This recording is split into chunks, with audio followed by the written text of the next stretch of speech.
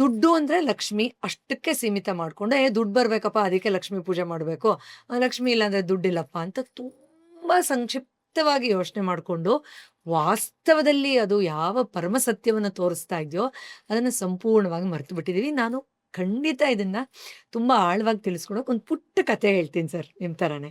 ಯಾಕಂದ್ರೆ ಈ ಕಥೆಯ ಮೂಲಕ ನಾವು ಲಕ್ಷ್ಮಿನ ಅರ್ಥ ಮಾಡ್ಕೊಂಡಿದ ತಕ್ಷಣ, ಅಯ್ಯೋ ಇಷ್ಟಕ್ಕೆ ಸೀಮಿತ ಅಲ್ಲ ಅಲ್ವಾ, ಹೌದಲ್ವಾ, ನಾವು ಇದನ್ನೇ ಹುಡುಕ್ತಾ ಇದ್ದಿದ್ದು ಲಕ್ಷ್ಮಿ ರೂಪದಲ್ಲಿ, ಬಟ್ ಅದು ಬರೀ ದುಡ್ಡು ದುಡ್ಡು ಅನ್ಕೊಂಡಿದ್ವಲ್ಲ, ಬರೀ ಅದೇ ಅದಲ್ಲ ಅಂತಲ್ಲ, ಬರೀ ಅದೇ ಅಂತ ಅನ್ಕೊಂಡಿದ್ವಲ್ಲ ಅಂತ ಗೊತ್ತಾಗುತ್ತೆ. ಒಮ್ಮೆ ಒಂದು ರಾಜ್ಯದಲ್ಲಿ ಒಬ್ಬ ವೃದ್ಧ ತುಂಬಾ ಒಳ್ಳೆ ರೀತಿಯಲ್ಲಿ ಬದುಕು ಬಾಳಿದ್ರಂತೆ. ಇನ್ನೇನು ಅವ್ರಿಗೆ ಸಾವು ಸಮೀಪಕ್ಕೆ ಬರ್ತಾ ಇದೆ, ವಯಸ್ಸಾಗಿದೆ ಅಂದಾಗ ಅವರು ರಾಜನ ಹತ್ರ ಹೋಗಿ ಕೇಳಿದ್ರಂತೆ, ರಾಜ ನಾನು ಚೆನ್ನಾಗಿ ಬದುಕು ಬಾಳಿದ್ದೀನಿ, ನನಗೇನು ತೊಂದರೆ ಇಲ್ಲ, ಆದರೆ ನಾನು ಸಾಹುಕಾರ ಆಗಿ ಸಾಕಷ್ಟು ದುಡ್ಡಿದ್ದು ಆ ಅನುಭವ ಏನಿರುತ್ತೆ ಆ ಒಂದು ಅನುಭವ ನನಗೆ ಸಿಗಲಿಲ್ಲ. ಸೊ ನನಗೆ ಒಂದಷ್ಟು ಚೆನ್ನಾಗಿ ದುಡ್ಡಿತ್ತು, ದುಡ್ಡಿದೆ ಅನ್ನೋ ಭಾವನೆಯಲ್ಲಿ ನಾನು ಸತ್ತರೆ ನನಗೊಂಥರ ಆತ್ಮತೃಪ್ತಿ ಆಗುತ್ತೆ, ಸಂತೋಷ ಆಗುತ್ತೆ, ಅದೊಂದು ವರ ನನಗೆ ದಯವಿಟ್ಟು ದಯಪಾಲಿಸ್ಕೊಡಿ ಅಂತ. ಅದಕ್ಕೆ ರಾಜ ಹೇಳಿದ್ರಂತೆ, ಆಯ್ತಪ್ಪ ನೀನು ಕೇಳೋದ್ರಲ್ಲಿ ಏನೂ ತಪ್ಪಿಲ್ಲ, ನೀನು ಬದುಕಿ ಬಾಳಿದ್ಯಾ, ಇನ್ನೇನು ನೀನು ದೇಹತ್ಯಾಗ ಮಾಡೋ ನಿನಗೆ ವಯಸ್ಸು ಆಯಿತು, ಕೊನೆಗಾಲದಲ್ಲಿ ಆ ಆಸೆನೂ ರಾಜನಾಗಿ ತೀರಿಸ್ಬೇಕಾಗಿರೋದು ನನ್ನ ಧರ್ಮ.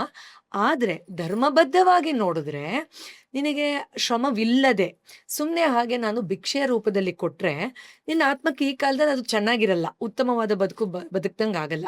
ಅದಕ್ಕೆ ನೀನು ಯಾವುದಾದ್ರೂ ಒಂದು ಸಣ್ಣ ಕೆಲಸ ಮಾಡು, ತುಂಬ ಸುಲಭವಾಗಿರಬೇಕು, ನಿನಗೆ ನಂಗೆ ಚೆನ್ನಾಗಿ ಬರುತ್ತೆ ಅಂತ ಅನ್ನಿಸ್ಬೇಕು, ಆ ಕೆಲಸ ಮಾಡು, ನಿನಗೆ ನಾನು ಸಾಕಷ್ಟು ದುಡ್ಡನ್ನು ಕೊಡ್ತೀನಿ ಅಂತ. ಆಯಿತು, ಕರೆಕ್ಟು ನೀವು ಹೇಳೋದು, ನಾನು ಯಾವುದೋ ಸುಮ್ಮನೆ ದಾನ ಅಥವಾ ಭಿಕ್ಷೆ ರೀತಿಯಲ್ಲಿ ತೊಗೊಂಡು ನನ್ನ ಹತ್ರನೂ ಸಂಪತ್ತಿದೆ ಅಂತ ಸಾಯೋಕ್ಕಿಂತ ನಾನು ದುಡ್ದು ಸಂಪಾದನೆ ಮಾಡಿಕೊಂಡು ಸಾಹುಕಾರನಾಗಿ ಸತ್ತೆ ಅನ್ನೋದು ಇನ್ನೂ ಚೆನ್ನಾಗಿರುತ್ತೆ. ನೀವು ಯಾವುದಾದ್ರೂ ಒಂದು ಕೆಲಸ ಹೇಳಿ ರಾಜ, ನಾನು ಅದನ್ನು ಮಾಡ್ತೀನಿ, ನಾನು ದುಡ್ಡು ಸಂಪಾದನೆ ಮಾಡ್ತೀನಿ. ಸರಿ ಬಾರಪ್ಪ ಅಂತ ಒಂದು ನದಿ ದಡದ ಹತ್ರ ಕರ್ಕೊಂಡು ಹೋಗ್ತಾರಂತೆ. ನಿಂಗೆ ಈಜು ಬರುತ್ತಾ? ಓ ತುಂಬ ಚೆನ್ನಾಗಿ ಬರುತ್ತೆ, ನಾನು ವಯಸ್ಸಕ್ಕೆ ನಿದ್ದಾಗ ಎಷ್ಟು ಚೆನ್ನಾಗಿ ಈಜಾಡ್ತಾ ಇದ್ದೆ ಅಂದರೆ ಅಷ್ಟು ಚೆನ್ನಾಗಿ ಈಜಾಡ್ತಾ ಇದ್ದೆ. ಸರಿ, ನೀನು ಪ್ರತಿ ಬಾರಿ ಈ ದಡದಿಂದ ಆ ದಡಕ್ಕೆ ಹೋದರೆ ಒಂದು ಚೀಲದಷ್ಟು ಚಿನ್ನದ ನಾಣ್ಯ ಕೊಡ್ತೀನಿ, ಆ ದಡದಿಂದ ಈ ದಡಕ್ಕೆ ಈಜಾಡ್ಕೊಂಡು ಬಂದರೆ ಇನ್ನೊಂದು ಚೀಲದಷ್ಟು ಚಿನ್ನದ ನಾಣ್ಯ ಕೊಡ್ತೀನಿ. ಸೊ ನೀನು ಎಷ್ಟು ಸತಿ ಈಜ್ತೀಯೋ ಅದು ನಿನಗೆ ಬಿಟ್ಟಿದ್ದು. ಪ್ರತಿ ಸತಿ ನೀನು ಆ ಕಡೆ ಹೋದಾಗ ಒಂದು ಚೀಲ ಸಿಗುತ್ತೆ, ಈ ಕಡೆ ಬಂದಾಗ ಸೊ ನೀನು ಎಷ್ಟು ಬೇಕೋ ಸಂಪಾದನೆ ಮಾಡ್ಕೊಂಡು ಸಂತೃಪ್ತಿಯಾಗಿ ನೀನು ಸಾಹುಕಾರನಾಗಿ ಸಾಯುವಂಥ ಆಸೆನ ತೀರಿಸ್ಕೊಳ್ಬಹುದು. ಹೌದಾ ರಾಜ, ಸರಿ ಆಯ್ತಾಯ್ತು, ಟೈಮ್ ಆಗುತ್ತೆ, ಈಗಲೇ ಶುರು ಮಾಡ್ಕೊಂಬಿಡೋಣ ಅಂತ ದಂಡ್ ಅಂತ ನೀರಿಗಿಳದ್ನಂತೆ. ಆ ಕಡೆಯಿಂದ ಈ ಕಡೆ, ಈ ಕಡೆಯಿಂದ ಆ ಕಡೆ, ಆ ಕಡೆಯಿಂದ ಈ ಕಡೆ, ಎಸ್, ಒಂದಷ್ಟು ರಾಶಿ ದುಡ್ಡು ಆಯ್ತು. ರಾಜ ಕೇಳಿದಂತೆ, ನೋಡಪ್ಪ ಮಧ್ಯಾಹ್ನ ಆಯಿತು, ಸಾಕಷ್ಟು ದುಡ್ಡು ಸಂಪಾದನೆ ಮಾಡಿದ್ಯಾ, ಸಾಕ? ಇಲ್ಲ ಇಲ್ಲ, ನನ್ನಲ್ಲಿ ಇನ್ನೂ ಶಕ್ತಿ ಇದೆ, ನಂಗೆ ಊಟ ಏನೂ ಬೇಡ, ಊಟಕ್ಕೆಲ್ಲ ಆಚೆ ಬಂದರೆ ಲೇಟ್ ಆಗುತ್ತೆ, ನಾನು ಇನ್ನೊಂದಷ್ಟು ಸಂಪಾದನೆ ಮಾಡ್ತೀನಿ ಅಂತ ಊಟನೂ ಇಲ್ಲದೆ ಮತ್ತೆ ಶುರು ಮಾಡಿದ್ರಂತೆ. ಸಂಜೆ ಆಯ್ತಂತೆ. ಆಮೇಲೆ ಕೇಳಿದ್ರಂತೆ ರಾಜರ ಭಟ್ರಲ್ಲ, ಸಾಕಪ್ಪ ಬಾ, ನೀರು ಕುಡಿ, ಒಂದು ಸ್ವಲ್ಪ ಫಲಹಾರ ಏನಾದರೂ ಮಾಡು, ನೋಡಿ ಇಷ್ಟೆಲ್ಲ ನೀನು ಆಲ್ರೆಡಿ ಸಂಪಾದನೆ ಮಾಡಿದ್ಯಾ ಅಂತ. ಇಲ್ಲ, ಸೂರ್ಯ ಮುಳುಗೋವರೆಗೂ ಮಾಡಿಬಿಡ್ತೀನಿ ರೀ, ಇನ್ನೂ ಸೂರ್ಯ ಪೂರ್ತಿ ಮುಳುಗಿಲ್ವಲ್ಲ, ಇನ್ನೊಂದು ಸ್ವಲ್ಪ ಶಕ್ತಿ ಇದೆ ಅಂತ.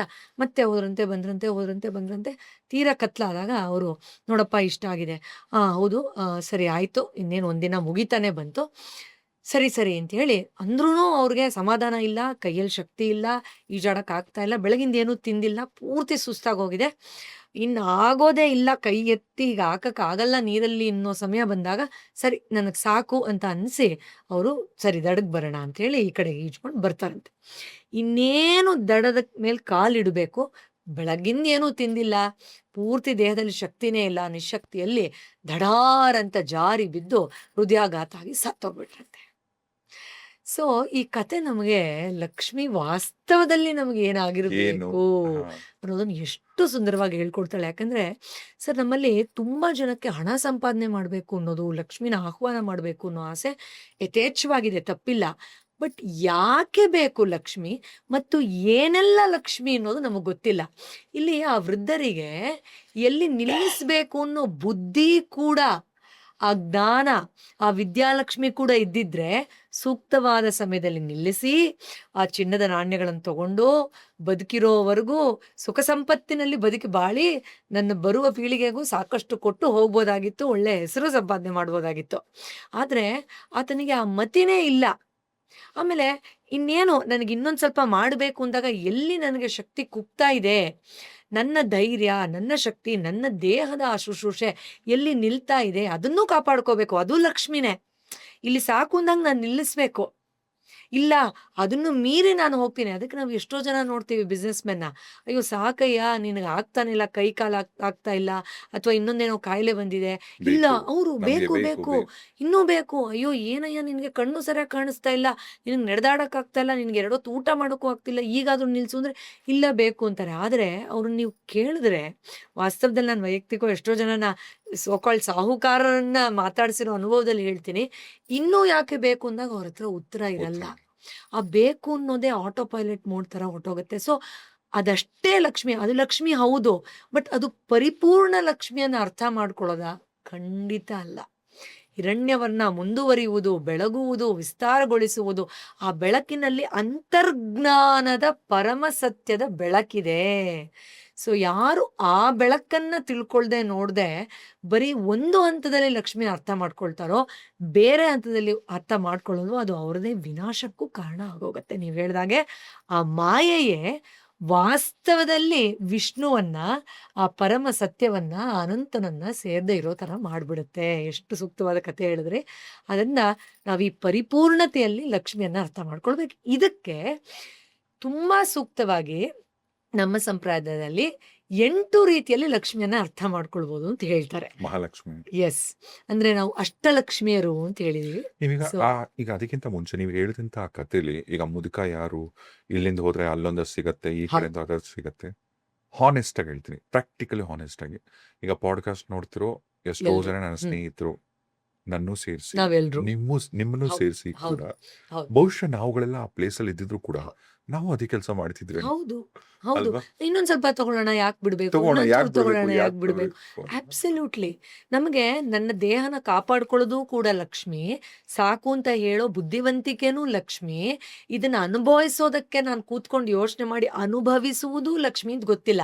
ನಾನು ಯಾವಾಗ್ಲೂ ಹೇಳ್ತಾ ಇರ್ತೀನಿ, ಒಳ್ಳೆ ಊಟ ತಿನ್ಬೇಕು, ಅದಕ್ಕೆ ನಾನು ಸಂಪಾದನೆ ಮಾಡ್ಬೇಕು, ಒಳ್ಳೊಳ್ಳೆ ಆಹಾರ ತಗೋಬೇಕು, ಸಂಪಾದನೆ ಮಾಡ್ಬೇಕು ಅಂತ ಮಾಡೋರು ಆಹಾರವನ್ನ ಸಾವಧಾನವಾಗಿ ತಿನ್ನೋದನ್ನೇ ಮರ್ತು ಹೋಗೋ ಲೆವೆಲಲ್ಲಿ ಸಂಪಾದನೆ ಮಾಡ್ತಾನೆ ಇರ್ತಾರೆ. ನಿಂತ್ಕೊಂಡೇ ತಿಂದ್ಬಿಡ್ತಾರೆ, ಬೇಗ ಬೇಗ ತಿಂದ್ಬಿಡ್ತಾರೆ, ಅಯ್ಯೋ ಆಮೇಲೆ ತಿಂತೀನಿ ಅಂತ. ಸೊ ನಾವ್ ಎಷ್ಟೋ ಸತಿ ನೋಡ್ತೀವಿ, ಅಯ್ಯೋ ಸಾವಧಾನವಾಗಿ ಅದನ್ನ ಅನುಭವಿಸಿ ತಿನ್ನೋದಕ್ಕೂ ನೀನು ನಿನ್ನಲ್ಲಿ ಸಮಾಧಾನ ಇಲ್ಲ ಅಂದ್ರೆ, ಹಾಗಾದ್ರೆ ಲಕ್ಷ್ಮಿ ಎಲ್ಲಿ ಬಂದ್ಲು, ಎಲ್ಲಿಗೆ ಮಾತ್ರ ಬಂದ್ಲು? ಅದನ್ನ ನೋಡಿದಾಗ ನಮಗೆ ಹಾಸ್ಯಾಸ್ಪದ ಅನ್ಸುತ್ತೆ. ನಾವ್ ಎಷ್ಟೋ ಸತಿ ಹೇಗೆ ಮೌಢ್ಯದಲ್ಲಿ ಬೆಳಗ್ತಾ ಇದೀವಿ. ಬಟ್ ನಿಜವಾದಂತ ಸತ್ಯ ಏನು ಅಂದ್ರೆ, ನಿಮ್ಮ ಹತ್ರ ಸಾವಿರಾರು ಕೋಟಿಗಳು ದುಡ್ಡಿರ್ಬೋದು, ಅದನ್ನ ನಿಮಗೆ ಹೌ- ಅನುಭವಿಸ್ತಕ್ಕಂತ ಒಂದು ಆಪರ್ಚುನಿಟಿನೇ ಇಲ್ಲ ಅಂದ್ರೆ ಹೌದು ನೀನ್ ಏನ್ ಪ್ರಯೋಜನ? ಹೌದು. ಅವಳು ಸಂಪೂರ್ಣವಾಗಿ ನಿಮ್ಮಲ್ಲಿ ಅನಾವರಣಗೊಳ್ಳೇ ಇಲ್ಲ ಅಂತ ಅರ್ಥ. ಅವಳು ಏನನ್ನ ತೋರ್ಸಕ್ಕೋಸ್ಕರ ಹಣದ ರೂಪದಲ್ಲಿ ಬಂದ್ಲೋ, ಆ ವೈಭವದ ರೂಪದಲ್ಲಿ ಬಂದ್ಲೋ, ಆ ಆನಂದದ ರೂಪದಲ್ಲಿ ಬಂದ್ಲೋ, ಆ ಆನಂದವನ್ನ ನೀವು ನೋಡ್ಲೇ ಇಲ್ಲ ಅಂತ ಅರ್ಥ. ಇನ್ಫ್ಯಾಕ್ಟ್ ಸರ್, ಇವತ್ತು ನಮ್ಮ ವೀಕ್ಷಕರಿಗೆ ಹೇಳ್ಬೇಕು, ನೀವು ಎಷ್ಟು ಚೆನ್ನಾಗಿ ಟ್ಯೂನಿಂಗ್ ಮಾಡ್ತೀರಾ ಅಂದ್ರೆ, ಕಾಶಿ ಪಾಡ್ಕಾಸ್ಟ್ ಮಾಡ್ಬೇಕಾದ್ರೆ ನಾವು ಅವತ್ತು ಬೆಳಗ್ಗೆ ತಾನೇ ಕಾಶಿಗೆ ಹೋಗಕ್ಕೆ ಫ್ಲೈಟ್ ಟಿಕೆಟ್ ಬುಕ್ ಮಾಡಿದ್ವಿ ನಮ್ಮ ಫ್ಯಾಮಿಲಿ ಅವರೆಲ್ಲ. ನೀವು ಸಂಜೆ ಫೋನ್ ಮಾಡಿ ಕಾಶಿ ಬಗ್ಗೆ ಪಾಡ್ಕಾಸ್ಟ್ ಮಾಡೋಣ ಅಂದ್ರಿ. ಆಮೇಲೆ ಕಾಳಿದು ತಿರುವಣ್ಣಾಮಲೈ ಅಷ್ಟೇ, ತಿರುವಣ್ಣಾಮಲೆ ಇದು, ಅದು ಎಂಥ ಹುಣ್ಣಿಮೆ ದಿನನೇ ನಾವು ಇದನ್ನ ಮಾಡಿದ್ವಿ. ಅಂಡ್ ಆಮೇಲೆ ಮಹಾಕಾಳಿದಂತೂ ಕಾಳಿದಂತೂ ಎಂಥ ಅಮಾವಾಸ್ಯೆ, ಅದು ತುಂಬಾ ಶ್ರೇಷ್ಠವಾದ ಅಮಾವಾಸ್ಯೆ ದಿನ ಅಮಾವಾಸ್ಯೆ. ಮಾಡಿದ್ವಿ. ಇವತ್ತು ಜ್ಯೇಷ್ಠ ಹುಣ್ಣಿಮೆಯ ದಿನ, ಅದರಲ್ಲೂ 21ನೇ ತಾರೀಕು, ಎರಡು ಅಂದ್ರೆ ಮತ್ತೆ ಚಂದ್ರ, ಸೋಮವಾರ. ಸೊ ಚಂದ್ರನ ಸಹೋದರಿ ಅಂತ ಹೇಳ್ತೀವಿ ಲಕ್ಷ್ಮಿಯನ್ನ. ಚಂದ್ರನ ಸಹೋದರಿಯಾಗಿ ನೋಡೋದಕ್ಕೂ ತುಂಬಾ ರೀತಿಯಲ್ಲಿ ಅರ್ಥಗಳಿದೆ. ಅಂದ್ರೆ ಚಂದ್ರ ಮನಸ್ಸನ್ನ ಸೂಚಿಸ್ತಾರೆ ಅಂತ ನಮ್ಗೆ ಗೊತ್ತಿದೆ. ಯಾವ ಥರದ ಮನಸ್ಥಿತಿ? ಸಮಾಧಾನ, ನೆಮ್ಮದಿ, ಆ ಆಹ್ಲಾದ ಮನೋಭಾವನೆ, ಶಾಂತ ಮನೋಭಾವನೆಯನ್ನ ಪ್ರತಿಬಿಂಬಿಸುವ ರೀತಿಯ ಚಂದ್ರನ ಶಕ್ತಿ. ಸೊ ಲಕ್ಷ್ಮಿ ಬಂದ್ರೆ ನಾವು ಯೂಶಲಿ ಏನ್ ಹೇಳ್ತೀವಿ, ಅವ್ನು ಹೆಂಗೆಂಗೋ ಆಡ್ತಾ ಇದ್ದಾನೆ, ದುಡ್ಡು ಜಾಸ್ತಿ ಆಗಿದೆ ಅದಕ್ಕೆ ಅಂತ ಹೇಳ್ತೀವಿ. ಅಥವಾ ದುಡ್ಡು ಜಾಸ್ತಿ ಆಗಿದೆಯಲ್ಲ, ತಲೆನೇ ಓಡ್ತಾ ಇಲ್ಲ, ಪೆದ್ದಂಗೆ ಆಡ್ತಾ ಇದ್ದಾನೆ ಅಂತ ಹೇಳ್ತೀವಿ. ಅಥವಾ ಅಹಂಕಾರದಲ್ಲಿ ನೋಡಿ ಹೆಂಗೆಂಗೋ ಬೈದಾಡ್ತಿದ್ದಾನೆ, ದುಡ್ಡಿದೆ ಅಂತೆಲ್ಲ ಹೇಳ್ತೀವಿ. ಅಂದ್ರೆ ಲಕ್ಷ್ಮಿ ಹೇಗೆ ಬರ್ಬೇಕಂತೆ ಅಂದ್ರೆ, ಆ ಶಾಂತ ಚಿತ್ತವಾದ ಪರಿಪೂರ್ಣ ಚಂದ್ರನ ಶಕ್ತಿ ಎಷ್ಟು ಸಮಾಧಾನ ಕೊಡುತ್ತೋ ಅದೇ ರೀತಿಯಲ್ಲಿ ಬಂದ್ರೆ ಅವಳು ಬಂದ್ಲು ಅಂತ ಅರ್ಥ. ಇಲ್ಲಾಂದ್ರೆ ಅವಳು ಬಂದಿಲ್ಲ, ಅವಳ ರೂಪದಲ್ಲಿ ನೀವು ಹೇಳ್ದಾಗ ಮಾಯೆ ಬಂದಿದೆ, ಮದ ಬಂದಿದೆ, ಅಥವಾ ನಮ್ಮ ಡಿಲ್ಯೂಷನ್ ಅಜ್ಞಾನ ಬಂದಿದೆ ಹೊರತು ಅವಳು ಬಂದಿದ್ದಾಳೆ ಅನ್ನೋ ಭ್ರಮೆಯಲ್ಲಿರ್ತೀವಿ. ಆದ್ರಿಂದ ನನ್ನ ತಿಜೋರಿಲಿ ದುಡ್ಡಿದೆ ಅಂದ ತಕ್ಷಣ ಲಕ್ಷ್ಮಿ ಬಂದ್ಲು, ಖಂಡಿತ ಇಲ್ಲ. ಲಕ್ಷ್ಮಿ ವಾಸ್ತವದಲ್ಲಿ ಬಂದಿದ್ರೆ ನಿಮ್ ಪರ್ಸು ತುಂಬಿರ್ಬೇಕು, ನಿಮ್ ಮೈಂಡು ಕಾಮ್ ಆಗಿರ್ಬೇಕು. ಚಂದ್ರನ ಸಹೋದರಿ ಮರಿಬಾರ್ದು ನಾವು. ದೊಡ್ಡೋರೊಂದು ಮಾತು ಹೇಳ್ತಾರೆ, ಒಬ್ಬ ಮನುಷ್ಯನ ನಿಜವಾದ ಯೋಗ್ಯತೆ ನೀವು ಯಾವಾಗ ಅಳಿಬೋದು ಅಂದ್ರೆ 2 ವಿಚಾರದಲ್ಲಂತೆ. ಒಂದು, ಅವನಿಗೆ ಹಣ ಕೊಟ್ಟು ನೋಡ್ಬೇಕಂತ. ಅರೆ ವಾ. 2ನೇದು, ಅಧಿಕಾರ ಕೊಟ್ಟು ನೋಡ್ಬೇಕಂತ. ಹೌದು ಅಬ್ಸಲ್ಯೂಟ್. ಆ ಟೈಮಲ್ಲಿ ಆ ವ್ಯಕ್ತಿ ಹೇಗ್ ಬಿಹೇವ್ ಮಾಡ್ತಾರಲ್ಲ, ಅದು ಹೌದು. ನಿಜವಾದಂಥ ಕ್ಯಾರೆಕ್ಟರ್. ಹೌದು. ಪ್ರತಿ ವರ್ಷ ಹೆಣ್ಮಕ್ಳು ಯಾವ ಹಬ್ಬನ ಎಷ್ಟು ಜೋರಾಗಿ ಮಾಡ್ತಾರೋ ಅದು ಸೆಕೆಂಡ್ರಿ. ಆದರೆ ಈ ಒಂದು ಹಬ್ಬನ ಮಾತ್ರ ವರಮಹಾಲಕ್ಷ್ಮಿ ಹಬ್ಬನ ಸೆಲೆಬ್ರೇಟ್ ಹೌದು. ಮಾಡ್ಬೇಕಂದ್ರೆ ಎಸ್. ಅವರಲ್ಲಿ ಖುಷಿ ನೋಡಬೇಕು ನೀವು. ಹೌದು. ತಿಂಗಳಿಂದನೇ ಶುರುವಾಗೋಗುತ್ತೆ. ಹೌದು. ಸುಣ್ಣ ಬಳಿಯೋದು, ಬಣ್ಣ ಬಳಿಯೋದು, ಸೀರೆಗೆ ಬ್ಲೌಸ್ಗಳು ಹೊಲಿಸ್ಕೊಳ್ಳೋದು, ಆ ಹೌದು. ಡಿಸೈನ್ ಮಾಡಿಸ್ಕೊಳ್ಳೋದು. ಹೌದು. ಹಬ್ಬ ಅಂದ್ರೆ ವರಮಹಾಲಕ್ಷ್ಮಿ ಹಬ್ಬ ಅಂದ್ರೆ ಅದೊಂಥರ ಸಂಭ್ರಮನೋ ವಿಶೇಷವಾದಂಥ ಸಂಭ್ರಮ. ಸ್ಥಾನ. ಹೌದು. ನಮ್ಮನೇಲೂ ನಮ್ಮಮ್ಮ ತುಂಬಾ ನಮ್ಮನೇಲಿ ದೊಡ್ಡ ಹಬ್ಬನೇ ಆಕ್ಚುಲಿ ಇದು ವರಮಹಾಲಕ್ಷ್ಮಿನ. ವರಮಹಾಲಕ್ಷ್ಮಿ ಓ. ಹಬ್ಬ. ಅಂದ್ರೆ ನಾವು ಚಿಕ್ಕ ಮಗುವಿಂದ ನಾನು ಗಮನಿಸಿದ್ದು ಓಕೆ. ನಮ್ಮಮ್ಮನಲ್ಲೇ ಅದೇನೋ ಒಂಥರ ಖುಷಿ. ಹಬ್ಬ ಹಬ್ಬ ಹಬ್ಬ ಹಬ್ಬ ಹಬ್ಬ ಅಂತ. ಹೌದು.